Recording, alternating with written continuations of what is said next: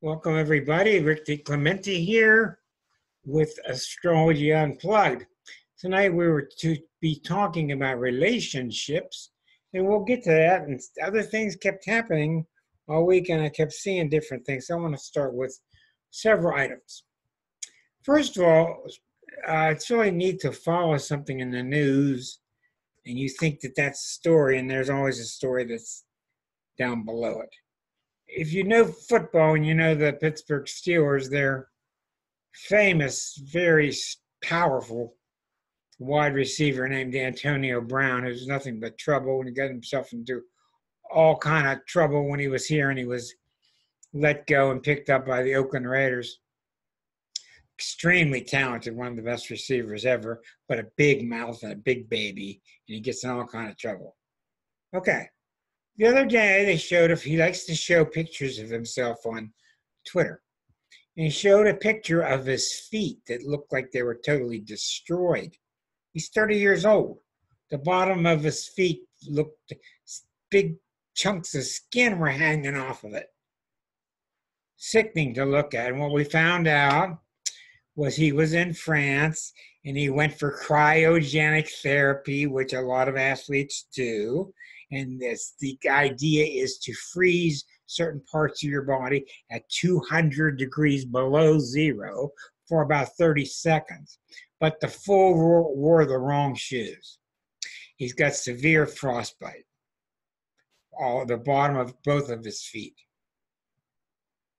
The point is this: he's this Cancer. He has a lot of Gemini planets. He's very, very talented, very fast, quick, because of all his Gemini planets, but he's a great big baby. And when another player, another wide receiver in Pittsburgh started getting fame and glory, he couldn't handle it. He caused a scene. He didn't show up for games. And in essence, he got fired and moved on to another team. He's a big baby. So the story everybody's talking about, how did he get frostbite on his feet, cryogenics and all that. But see, what I'm talking to you about is most of us in the world are not seeing what the story is. When the feet are involved, it's a spiritual crisis. Feet are Pisces. Ankles are Aquarius. Calf muscles, Aquarius. Kneecaps, Capricorn. Thighs, Sagittarius. Move right up the zodiac. I don't know why, but just what it is. So I knew right away, without looking at this chart, that he had a spiritual crisis. And transiting Neptune is the correlation ruler of Pisces. Neptune and Pisces rule the feet. So I went and looked, and there it is. Pisces, Neptune is right here, and his Venus is right here. Right during the time that he was there. Now, what that means, let me make a note here. What that means is he's going through a spiritual crisis, and it looks like he's failing. This may very well destroy his career at its apex. I'm going to get back to him in a second. Have you ever heard of the pitcher in Pittsburgh named Steve Blass? Steve Blass is one of the main announcers. He's been there 60 years. He won the World Series in 1971. One of the best pitchers in baseball, 70, 71, 72, just dominated. He has what is known as the Steve Blass disease. In 1973-74, all of a sudden, nicest guy in the world, all of a sudden he couldn't throw the ball over plate. It wouldn't go to strike. They gave him chances. It couldn't throw strikes. Getting bombed, walking people, getting bombed, walking people. Gave him chances, sent him to the minor. They tried every technique in the world to get him back. All of a sudden, he couldn't throw strikes. Couldn't throw it. And I knew it was Neptune. Well, you can't explain it. It's Neptune. Why did it happen? It happened because at some level, in Steve Blass, this is heavy duty, but this is what we need to shift to thinking. At some level in Steve Blass, He knew that baseball fame and money was not where it's at. His Neptune inside of him sabotaged him, making it so in his own mind so he couldn't find the strike zone anymore. And he went through hell and got traded to other teams and he was embarrassed and embarrassed. And sometimes ball players just can't throw the ball to first base. They can't throw the ball anymore. They just, if you try to throw the ball, you can't. You have to just look and throw it. So it became known as the Steve Blass dreaded disease. And what happened is he did it right. He played it right. He gave up his career. He showed a lot of class. It was very difficult to do. He's very much honored. As a matter of fact, he's in his final year of broadcasting in Pittsburgh now. They're honoring him all summer. This is his 60th year with the Pirates in some fashion. But he shifted into there's more to life than just baseball. And that's why it went on. Because deep inside of you, your insides don't care about baseball. Deep inside of you, you only care about one thing, which is whatever word you want to call it, fusing with the oneness, fusing with God, whatever you want to call it. There are many words for it. The Indians call it one thing, the Hindus call it something else. They all got their different story. But what Neptune does, Neptune tests you. Some people it passes by, it does nothing. Those are the ones that Edgar Casey said, the soul has never been in Neptune. That's how he phrased it in his readings. The soul has never been in Uranus, which means you may as well take that planet off the chart. It doesn't vibrate for that person. At his soul level, he attained the heights of baseball, won a World Series, he won Game 7. He was through the final pitch. I mean, it's every kid's dream. And he transcended it and played it right and ended up being really, really famous and really, really popular and the greatest guy in the world. And they all loved him. He made the spiritual transition. He didn't feel sorry for himself. On the other hand, you look at Antonio Brown for the Steelers, and now he's playing for Oakland. He's just whining and whining and whining. And what do you do with the guy who's like Mercury himself? You mess with his feet, he can't run. Extremely fast, this guy. He can't run, he can't walk. You didn't want to see the pictures at the bottom of his feet. What's happening there? We need to talk about the truth. Astrology is what is needed K through 12. We need to start to get good astrologers to talk about what's happening. He's not going through a foot problem. He's going through a spiritual problem. And if he was avoiding the spirits for so long, the spirit said, okay, I will take you out in your most valuable place so you can't run anymore. Now what are you going to do? That's why Neptune's very famous, taking people with big money, taking all their money, taking their wife, taking their car, taking their house. It's not malicious. Neptune's trying to get through to you. He can't get through to you to teach you the spiritual lessons. I don't know why, but he was ready for this spiritual lesson. Now, he either sees this for what it is and grows up real fast and starts appreciating people, stops treating people like trash, stops, going on Twitter every day about my records, and these are my records, and these are my records, so full of arrogance. But he's not going to do that. He's given the opportunity to do it. Just like the GOP is going through a tremendous Neptune cycle. It's killed them. Neptune has killed the GOP. I gave people 10 years notice. Right when March of 18 hit, Neptune returned in their chart, and that was it. Now they're breathing on fumes connected to this guy named Trump. Good luck. So Neptune comes through us at a time when we're ready for the big spiritual lesson.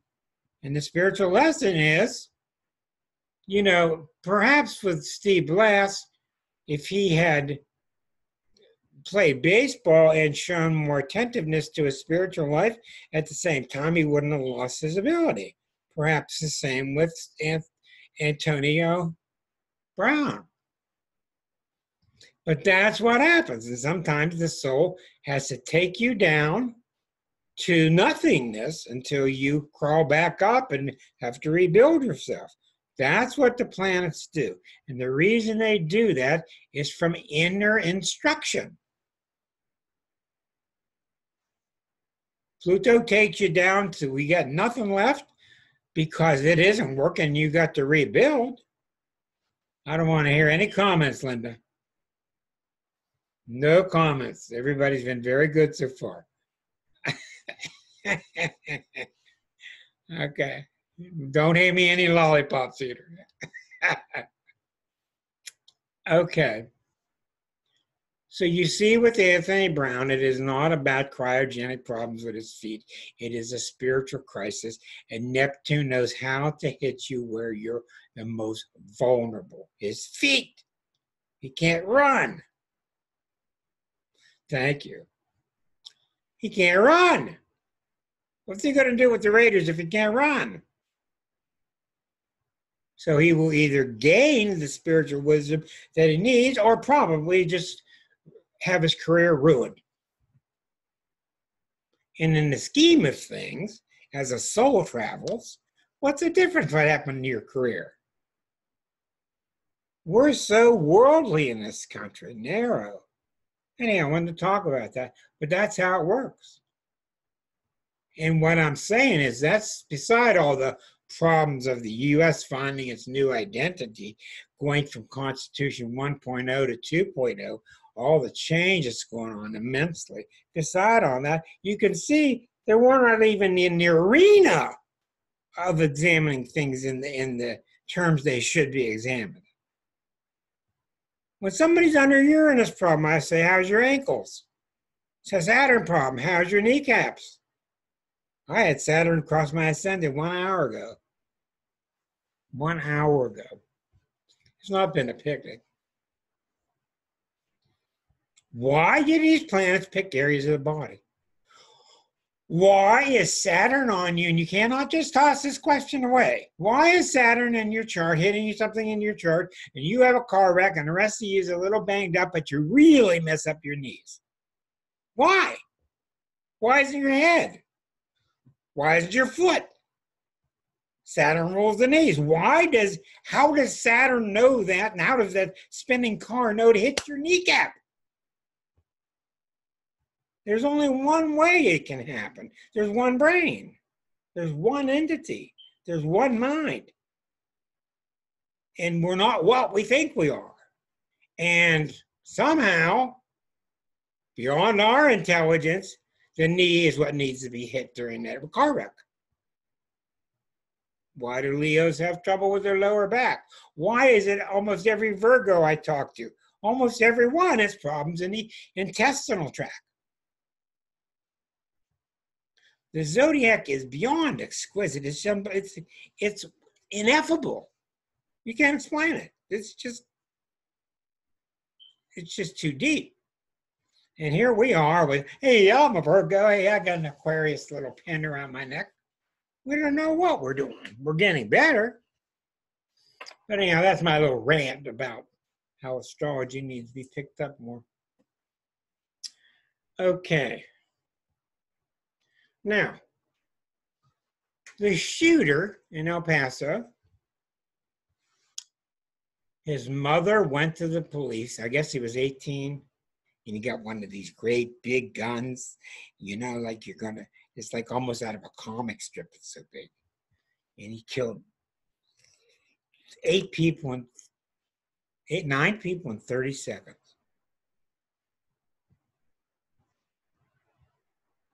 She saw the gun. She raised the kid.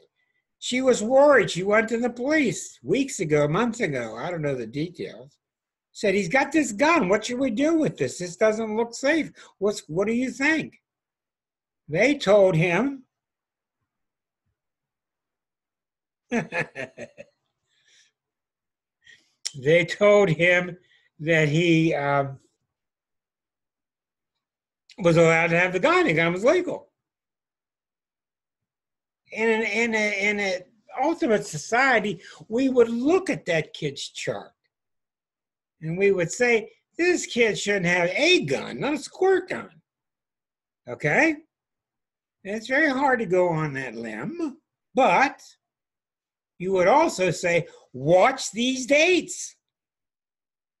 Because he didn't just take the gun and someday the wind came by and he started shooting. I guarantee you there's a sore spot in his chart. I've done so much of this, and it got whammed on that day and it got expressed. So the whole point is, we're getting better astrologically. We're getting a lot better astrologers because of the work we've been doing with Jung and the archetypes. The astrology level is getting better. People are starting to learn they're more than their sun sign.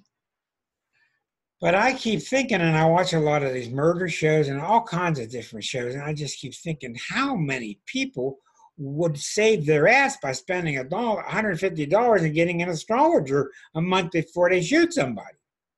I mean, it's just amazing. We're operating without our best tool. Can't blame humans. Humans are trying to do it with their brains and with their intuition, but we have such amazing tools there available, and it's very hard to promote because most astrologers don't use it right because it's very difficult. And just a couple of things I wanted to mention to you, which I think is very interesting and very sad that that lady had to watch what her son did, and who knows what could have been helped. Another thing, I've been looking at Trump's chart. I've been studying. I've been studying his Venus-Saturn, which you know about. The Venus-Saturn is going to be finally smashed by Pluto and Saturn in December and January. Those are the biggies. That still doesn't mean he's going to be stopped. That does not mean he'll be impeached. He's got 150 lives, this guy. But I can say safely, he will never go through pressure like what's coming in December, January. He has not gone into anything like this at that time. Perhaps impeachment, I don't know. But here's the point.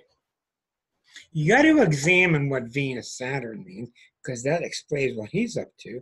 But moreover, it explains what we're up to. What's happening in Trump's chart is happening to all of us.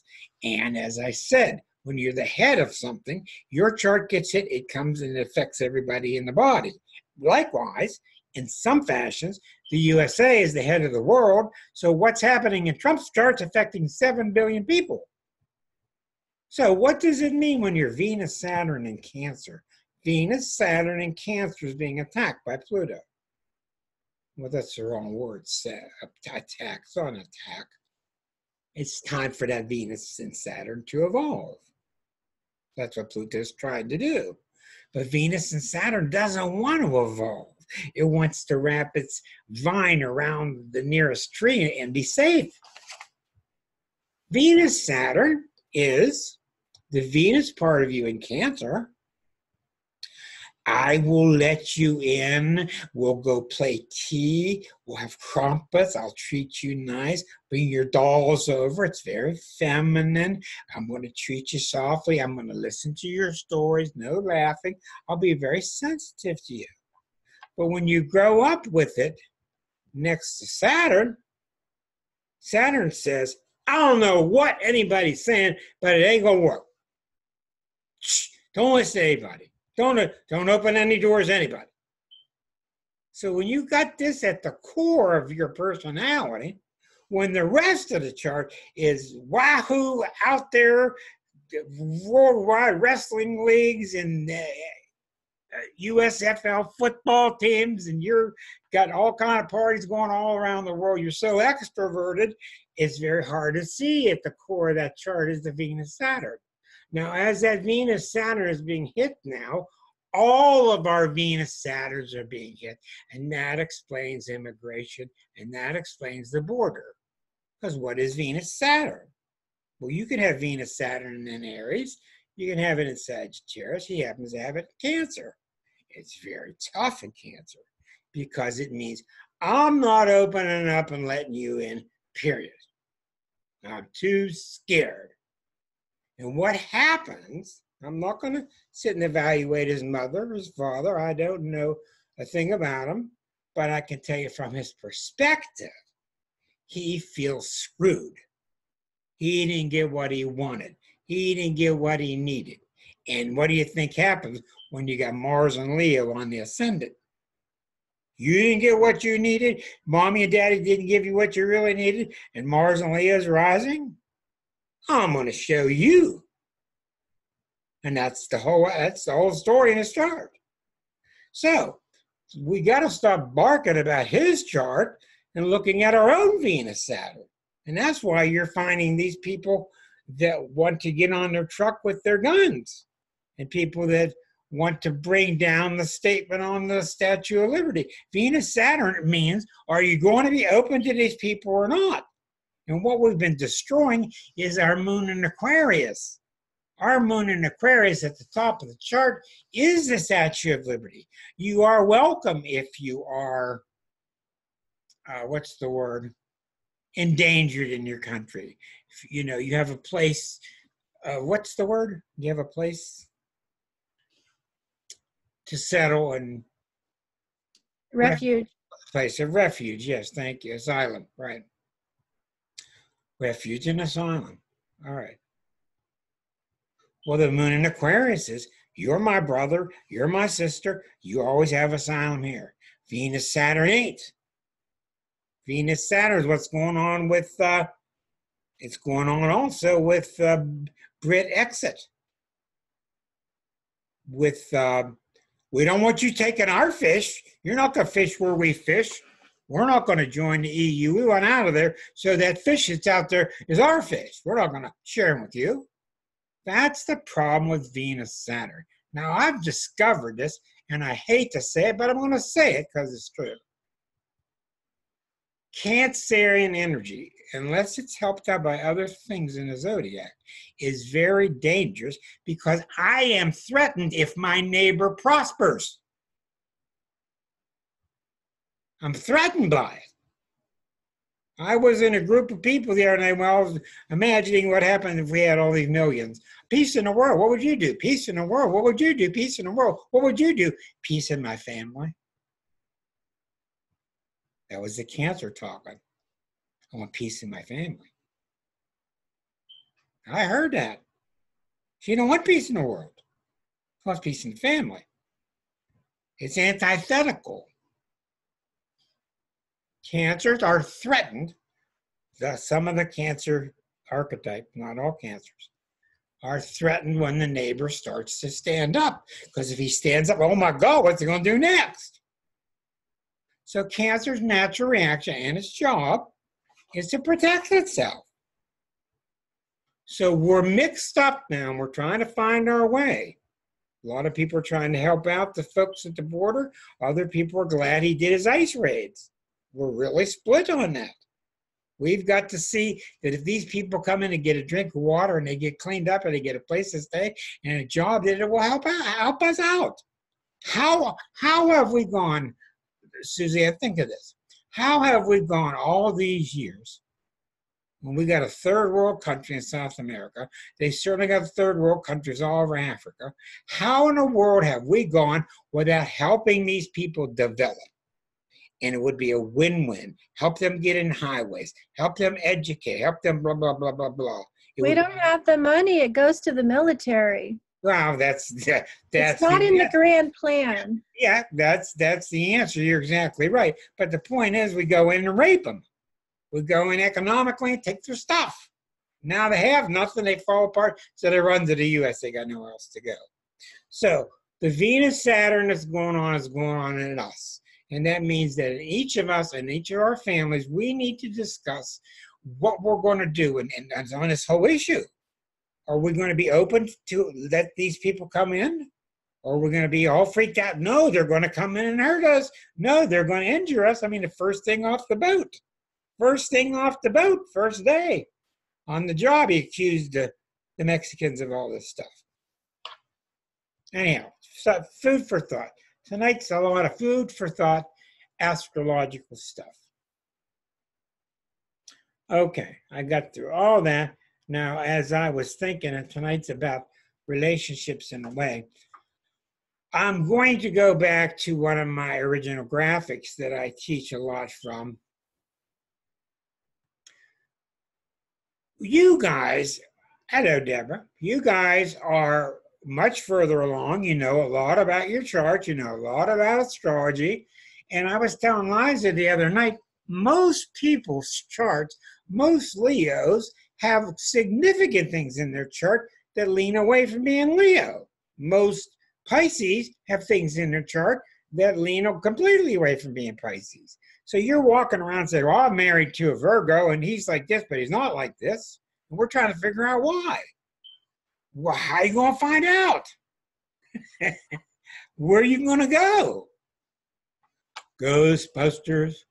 Where are you going to go to find out? You're going to go to 1-900. You're going to type in your chart and get a little spit out report out of the computer, tells you where your planets are. Boy, is that dangerous. You got to have a good astrologer. We know from talking to Suzanne, Suzanne has a lot of Leo in her. She has a lot of Scorpio and Libra. We know talking to Linda, Linda is very Libran with a lot of Scorpio. We know Marcia is Capricornian with great amounts of Aquarius, great amounts of Sag. That really helps us. But what are these people that are married to somebody and the person's doing something, the partner is doing something, and they have no idea where they're coming from? And the person's acting very naturally according to the zodiac, to their particular horoscope. And one of the things, and I don't expect everybody to become an astrologer because it's very difficult, but one of the things that will really help you is to learn the basics. You can never get enough basics in you. And you can go over a person's chart or your child's chart or read Linda Goodman's book, which is really good about this, sun signs, your boss's chart, your wife's chart, whatever, and learn the 4 elements and the 3 modes. If you could do that much, you're going to learn a lot. For example, let me show you. Okay.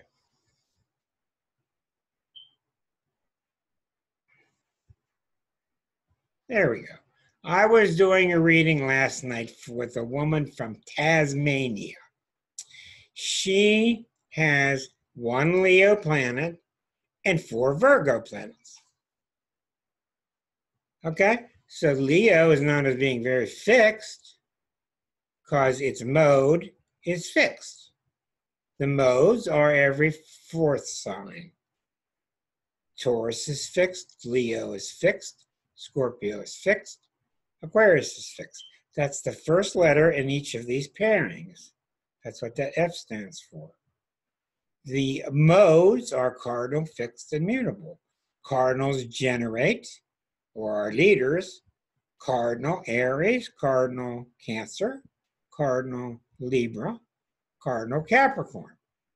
Fixed, concentrate, stubborn. Taurus, fixed, Leo, fixed, Scorpio, fixed, Aquarius, fixed.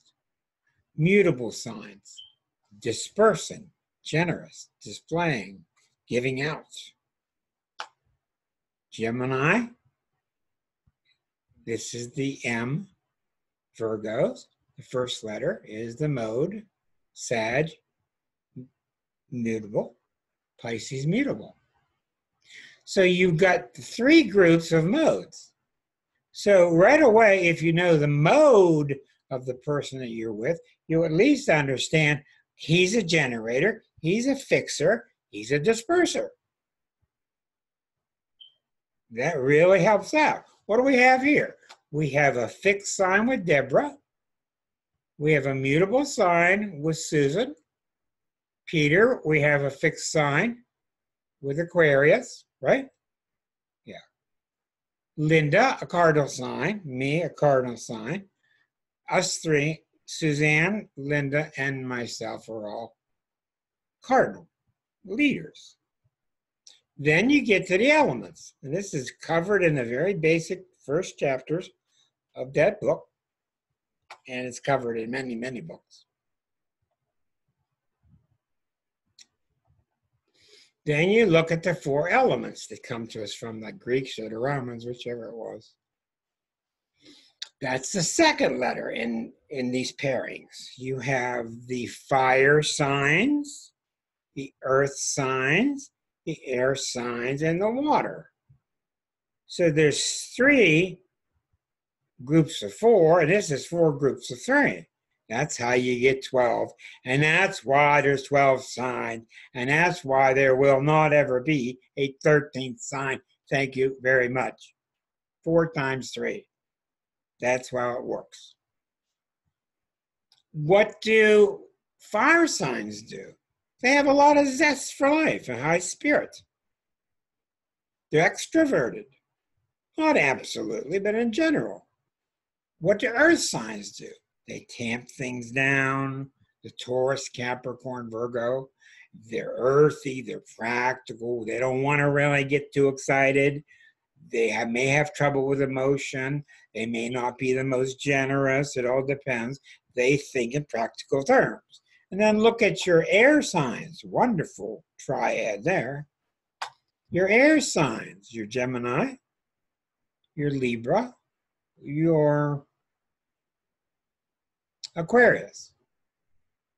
You have the Geminis giving out ideas and sharing ideas. You got the Libras who love debate and dialogue, and they're idea leaders. And they're found in almost every field of life being the leaders. They teach us how to think because they're cardinal. Cardinal signs teach. Then your Aquarians who are up in the air with theory, gathering data, doing research. So just by looking at this 4 and the 3, you end up with 12 unique pairs. So if you have a boss who is a Virgo and they're acting very Virgoan and you can't do anything right, and your mistakes are being pointed out, and the gal's miserable, and he's having all kind of operations on his intestinal area, and he's really, really picky and is never satisfied, you've got a traditional Virgo. But if he's a Virgo and he's sloppy and he's irresponsible and he never follows through and gets the job done, especially if his skin is not smooth, there's something wrong.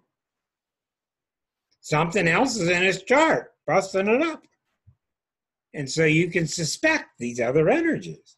But it's really dangerous to be at the level you're at because you're at the level where you know just enough to get in trouble.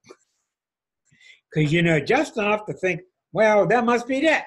And you're probably on the right track, but it just takes a lot of time, a lot of study to get it right. So if you're working with an Aries or a Leo or a Sag, you just got to know that basically they're never wrong. I mean, it's not always the case. Don't take me too literally. But basically they're right because they're so fiery. They're so excited. Of course I'm right. You can't be extroverted and unsure of yourself at the same time. If you're working for a Taurus, a Virgo, a Capricorn, don't take off 6 days in a row.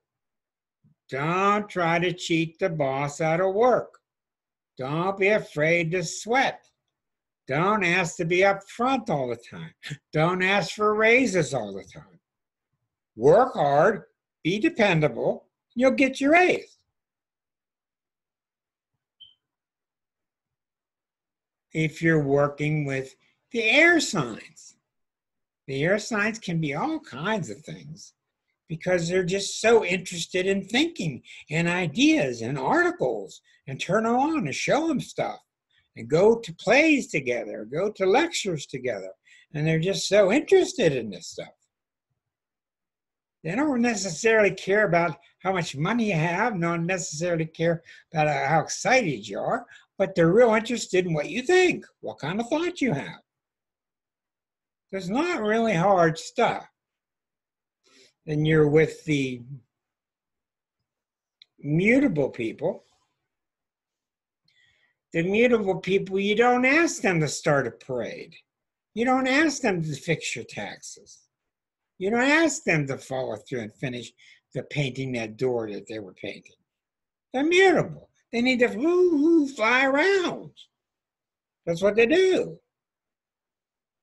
So I had the girl yesterday, young lady, about 35 in Tasmania, and she had gone through a breakup. A very delightful woman, and she was raised in Germany. So she had tremendous English because her mother was an English professor. And her command of the language was phenomenal. So I had to talk to her. I saw the Leo. As a matter of fact, I saw one planet in Leo. I saw 4 planets in Virgo. And I saw heavy Scorpio. That's not that hard. I got a Leo. I got 4 Virgos. I got heavy Scorpio. Well, right away I know you got the 2 most self-critical planets there are, signs, Scorpio and Virgo. So I had to get my tools out and do a lot of operating on her and digging out all the shoulds. Get out the shoulds. Because I saw that's why she called me. She was ready to start living her life the way she wants to instead of how she should. And Virgo is Greek for should. That's what it means. Virgo is Greek for should. Think about this for a minute. I've not done a lot of this. Take a minute and think about it in your mind, what the word should really means. Well, I shouldn't be pointing. There. There, the political one. Then let's think. What does should mean?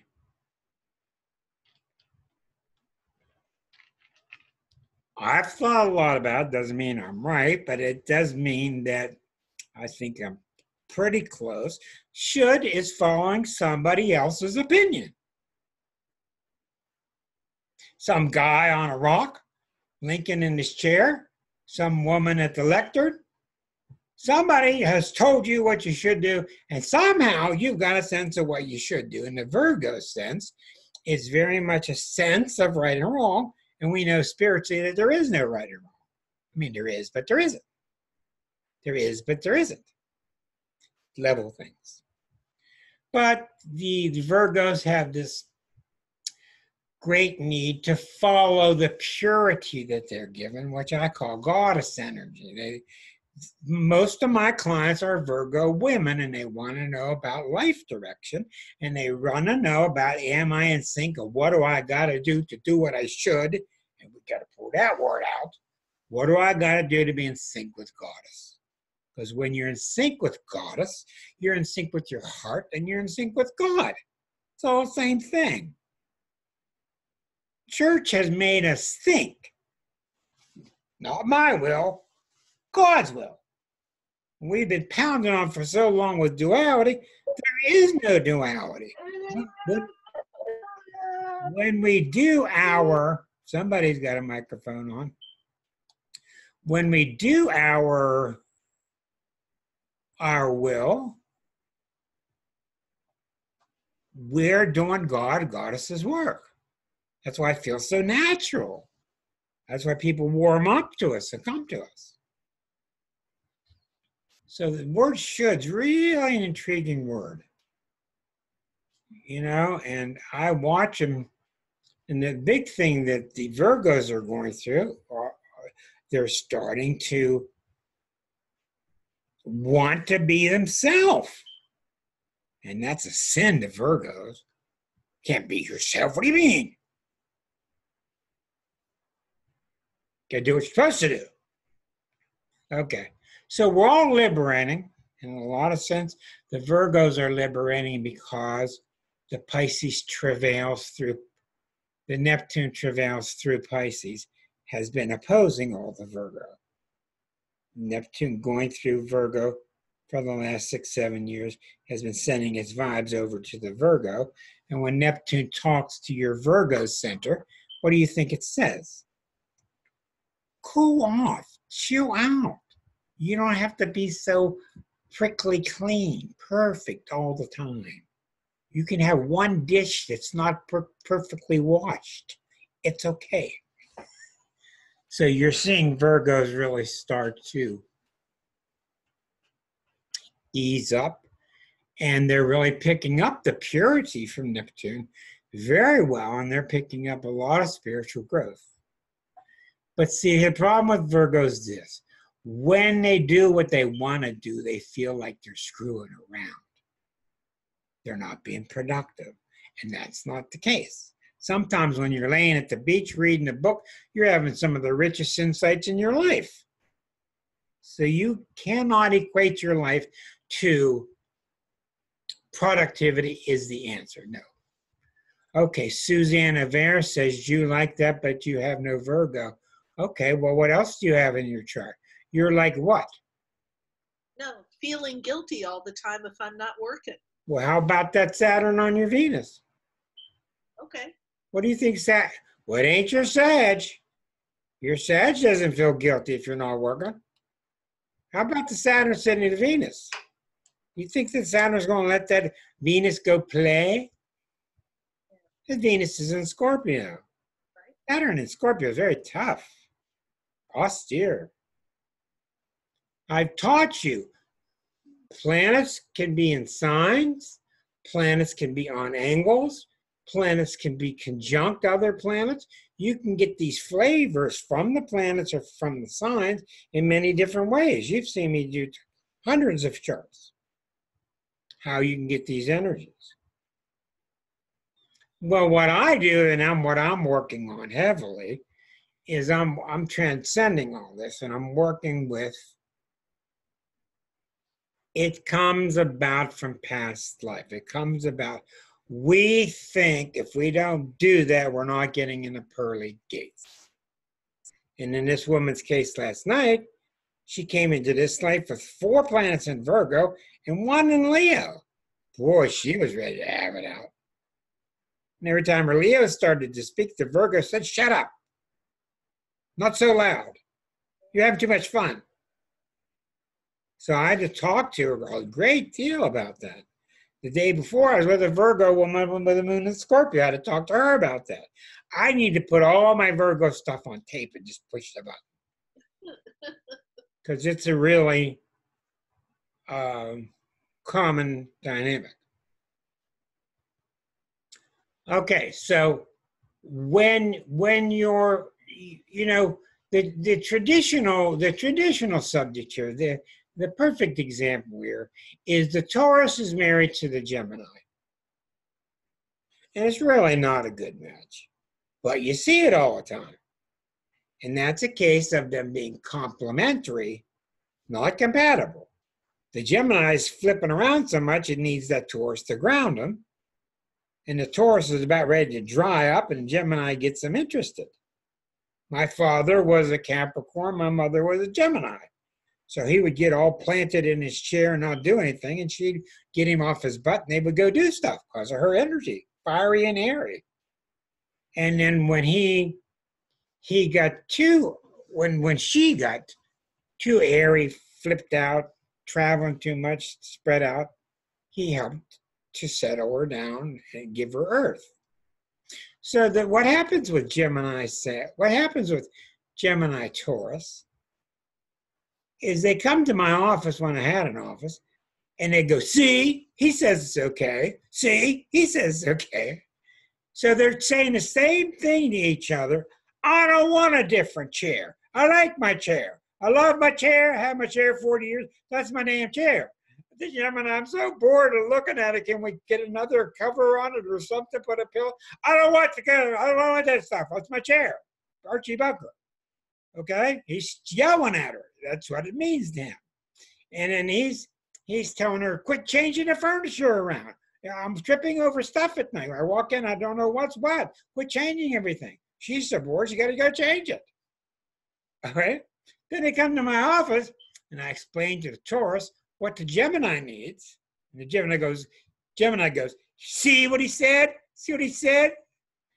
Then I explain to the Gemini what the Taurus needs. Let him have the same old dog. Let him eat bologna sandwiches for 40 years. Let him go. He's happy that way. Oh, I don't know how, but he's happy that way. Then he says, see what he said? And it's all just basic. It's not far out stuff with the asteroids and the decadence. It's just the basic nature of the signs. So, First thing is when you're dating somebody and you're getting interested in somebody, or you're watching your kids grow and you're trying to ascertain the best way to deal with them, get their chart done and study it. And you're not going to be real good at it, but you're going to start suspecting this and that. And that's when you need to talk to somebody that you can trust and say, well, you know, this T squared of Mars over here, I think the person's really kind of aggressive. And here's a Cancer, they're not aggressive, but this person's really aggressive. You're right, because the Mars is so strong. So you don't have to become an expert, but by studying other people's charts, you'll at least start to see what qualities they have. Look at Deborah. Deborah is not a typical Taurus woman. I mean, she's involved in all kind of higher discussions. Very talented, very broad into all these different kinds of theoretical discussions, much like Suzanne is, a very broad mind. That's not a Taurus quality. And she's not getting those interests from the Taurus planets. She's getting them from elsewhere. So what's ironic is this. When I take the lady last night, who's the 1 Leo, 4 Virgo, my job is to get her unstuck from thinking about the Leo, start to look at the Virgo, and let's start to deal with the Virgo. How are we going to do it? Because they're going to go on a stage at the same time. Nobody gets to sing a solo in this group. When you go, I'm going. Boy, that ain't too pretty, all right? But then ultimately, after I get her to understand the Virgo, get it to calm down, then the ultimate finale of an astrology reading is I got to grab the sun sign and bring it out. Because that's your core. I don't care if you got 1 planet and 9 over there. In Suzanne's case, I got to help draw out that Libra that's fashionable and it's tasteful and it's intelligent and it's socially minded, both you and Linda. In Suzanne's case, I don't care what's going on in her chart. I've got to exercise and put a spark into that Sag so she can go have some fun. That Venus Saturn is doing a good job of putting a lot of those sparks out. She needs to appreciate the Venus Saturn. It's part of her, but the Sag has to win. It has to win. Peter. Okay, well, I can't remember his chart real well without looking at it. But ultimately, I'm talking to a free-spirited Aquarian man. Okay? He wants to know ideas. He wants ideas that fit with other ideas. He's very self-made. He's self-thought. He wants to hear higher concepts. Okay? T square Saturn, Mercury dump into Neptune. Okay. Well, in that case, you've got so many outer planets that it takes a real art. It means you're a very advanced soul and you're trying to balance the Saturnian energies in your chart with the Uranian energies and with the Neptune. And probably Pluto too. And what we're learning now is probably Eris. And that's really changed things looking at Eris. So Aquarians have a born built-in Saturn because they're co-ruled by Saturn. How about that? Be ruled by Saturn and Uranus. That's kind of wild. That's the way Aquarius is. So especially Aquarius, they really need to be able to blend these. And I told the girl yesterday, you got to get on stage and allow that Leo to sing and tell the Virgo to just shush. And yeah, the Leo's going to make a couple mistakes, but so what? And the Leo's going to need to allow the Virgo to do its fixing and its fussiness. But that's part of you, okay? And with Marcia has great amounts of Aries and Sagittarius and Aquarius and Capricorn. So they can be blended. So let's take the last few minutes, let the recording continue on through to YouTube. Let's take the time if you'd like to ask any questions about these types of mixtures. I want to caution you when you read books and say, this sign's a good match for that one. Be very cautious about it. Take a lot of salt with you because it's not always so. And Arroyo's the man that'll teach you that because he knows the idiosyncrasies. Why do I always see Libras and Aries? Why do I always see Scorpios marrying Geminis? Odd match, they always do. Why do I always see Virgos married to Pisces?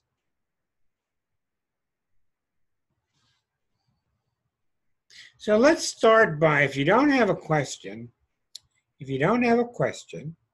I would like you to tell me and the audience what you have benefited by astrologically, by knowing something about somebody in your family, your boyfriend, your husband.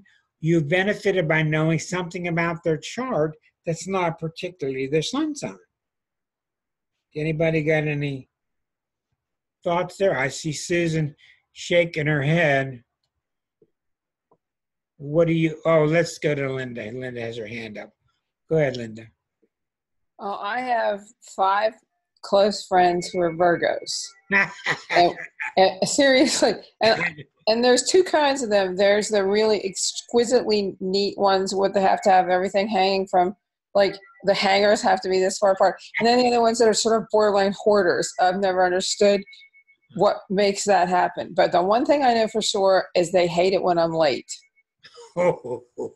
That's 5 for 5. Yeah. So when I'm going somewhere with one of them, I try to be on time, which I'm almost never on time. But I know for sure that that's going to set somebody off if I'm late. Especially if there's something important going on. I mean, if we're having a picnic or something, that doesn't matter. But if there's an event, I better be on time. I was sitting Sunday with one of my old girlfriends from years ago, and she is a nurse anesthetist, typical Virgo. And I mentioned something to her about having an operation in my life, and she just gave me this look like, well, what did you screw up? You know, and it wasn't the drill sergeant. What it is, because that's how she talks to herself, because she got a moon in Scorpio. What it is, where it's based at, is Virgos have such reverence. They're so appreciative that Goddess has given them such a pure life. That's the Virgin. How could you do this to yourself? Yeah, her father was a Nazarene preacher. Okay, it didn't hurt. But you see the point? If you just react at the point where they're yelling at you, you don't understand what's going on.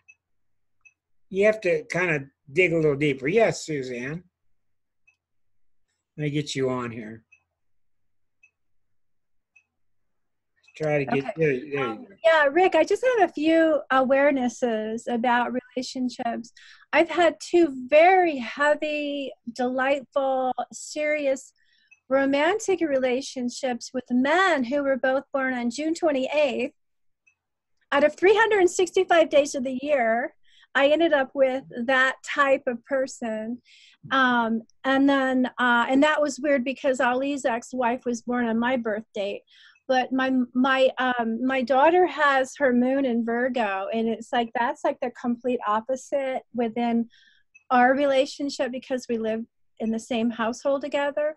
And it's like she's such a chop person, you know. She was writing lists on things when she was 6 years old. Well, what can happen? I've seen things like you said. What can happen if you date somebody and next year you date somebody with the same birthday and different year? No, I was in a 5-year relationship with both of them. Well, what I'm saying to you, if people have things in common in their chart, one of the reasons can be is you may have a sensitive degree there. With solar fire astrology, it'll print out the midpoints. You may have a particular midpoints. I wondered for years, things kept happening to me at 8th degree of Aquarius, and I was wondering why every time the sun 8 Aquarius. And it wasn't in my chart, but it was a midpoint, and every time it gets triggered, it's significant.